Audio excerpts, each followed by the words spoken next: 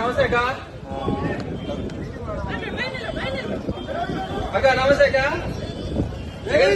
అంటే 2011లో పార్టీ పెట్టినప్పటి నుంచి జగన్మోహన్ రెడ్డి గారు మా కోసం తిరుగుతానే ఉన్నాడు.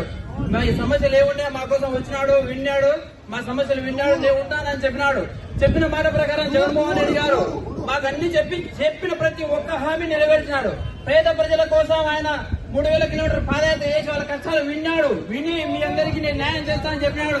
చెప్పిన విధంగా న్యాయం చేసినాడు. ఇక్కడ వచ్చిన ప్రతి ఒక్కరికి వారి కుటుంబాల్లో ప్రతి ఒక్కరికి సంక్షేమం అందింది. దానికి కారణం ఎవరంటే జగన్మోహన్ రెడ్డి గారే. నెరవేరుస్తాడు. ఆయన మా కోసం ఉంటాడు కూడా, ఎప్పటికి కూడా ఆయన మాతో ఉంటాడు.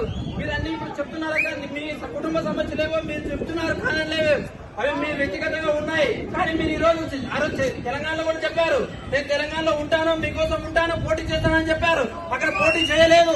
మీరు వచ్చారు, మీ మీద మాకైతే అభిమానం దగ్గర రాజశేఖర రెడ్డిగా మిమ్మల్ని మేము అభిమానిస్తాం. అక్కడ కారణం లేదు. కానీ జగన్మోహన్ రెడ్డి గారు మా కోసం ఉన్నారు. ఆయన ఉన్నారు మాతో రాష్ట్రానికి అభివృద్ధి చేద్దామక్క. తప్పకుండా మీరందరూ మాతో కలిసినట్లయితే అందులో రండి. మమ్మల్ని రాకుండా చేసుకున్నామక్క. వైఎస్ఆర్